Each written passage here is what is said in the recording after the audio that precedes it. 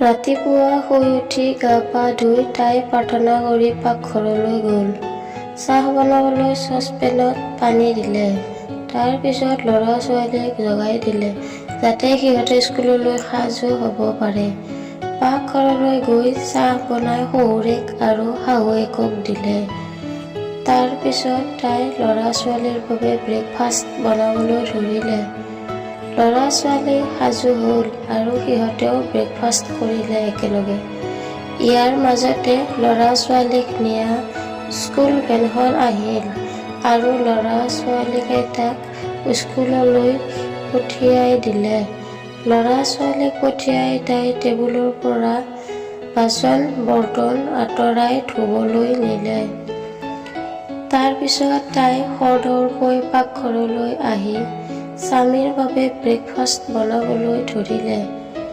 ইয়াৰ মাজতে স্বামী অফিচলৈ যাবলৈ সাজু হোৱাত প্ৰয়োজনীয় বস্তু দুই এপদো আনি দিলে।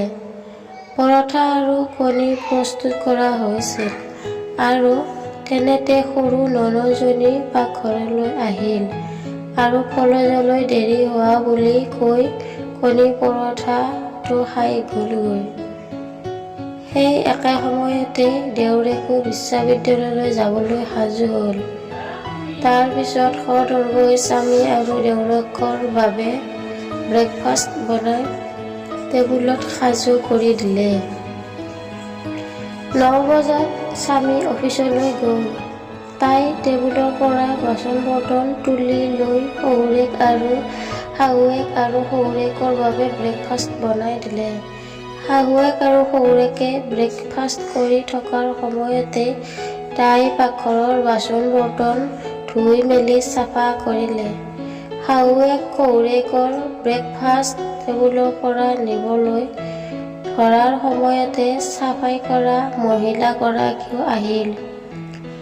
দুয়ো একেলগে ঘৰটো চাফা কৰিলে। 11টা বজাত কাম কৰা বাইজনীক পঠিয়াই দিয়াৰ পিছতেই তাইৰ বিয়া হোৱা ননদ সৰু ল'ৰা ছোৱালী দুটাৰ সৈতে আহিল।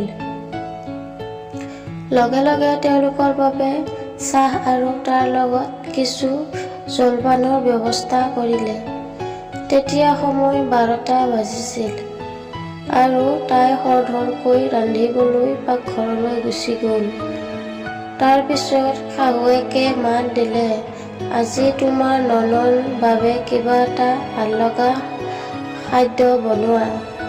তাই ননদৰ বাবে সুস্বাদু খাদ্য বনাই সোনকালে দুপৰীয়াৰ খানা বনাবলৈ ধৰিলে। 1টা বজাত তাইৰ ল'ৰা ছোৱালী স্কুলৰ পৰা আহি পালে। সিহঁতক হাত ভৰি ধুৱাই কাপোৰ সলাই দি তাই খোৱাৰ ব্যৱস্থা কৰিলে। সৰু ননদৰ কলেজৰ পৰা আহি পালে আৰু দেউৰেকো আহি পালে।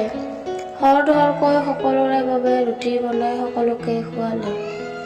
সকলোৱে খোৱা বোৱা কৰিলে মানে 3 বাজিল। তাইৰো যথেষ্ট ভোক লাগিল। তাই টেবুলৰ ওপৰত থকা হটকেছটো চাই দেখিলে তাত এখনো ৰুটি নাই।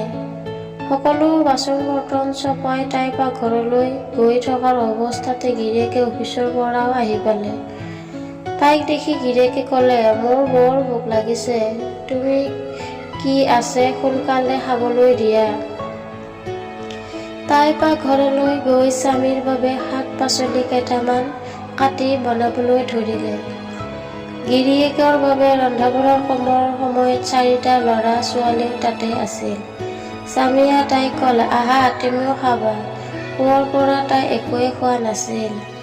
তাই গিৰিয়েকৰ লগত খাবলৈ বহিল। ৰুটিৰ টুকুৰা এটা মুখত দিয়াৰ লগে লগে অজানিতে তাইৰ চকুৰ পৰা চকুলো ওলাই আহিল। তাইৰ স্বামীয়ে সুধিলে, তুমি কিয় কান্দিছা? তেতিয়া তাই মনতে ভাবিলে, মই তেওঁক কি কওঁ এতিয়া। শহুৰেকৰ ঘৰত তাই ইমান কষ্ট কৰিছে এই ৰুটি টুকুৰাৰ বাবে, অথচ ৰাতিপুৱাৰ পৰা মুখত কিবা এটা দিবলৈ তাইৰ সময় পোৱা নাই। তাই গিৰিয়েকক উত্তৰ দিলে, নাই একো হোৱা নাই। স্বামীয়ে ক'লে যে এগৰাকী নাৰী কিমান যে মূৰ্খ হ'ব পাৰে। কোনো কাৰণ নোহোৱাকৈয়ে কান্দিবলৈ আৰম্ভ কৰে। তাইৰ মনত কিবা বেজাৰ আছে। সেয়া তাই কাক কেনেকৈ বুজাব? তাই চকুপানী টুকি কিয় ৰুটি খাব লগা হৈছে? এয়া জীয়াই একোটা মহিলাৰ বাস্তৱ কাহিনী। তো বন্ধু বান্ধৱীসকল, ভিডিঅ'টো চাই যদি ভাল লাগিল তেনেহ'লে চেনেলটোক ছাবস্ক্ৰাইব কৰি দিব, লগতে বেল আইকনটো প্ৰেছ কৰি অলপ প্ৰেছ কৰি দিব।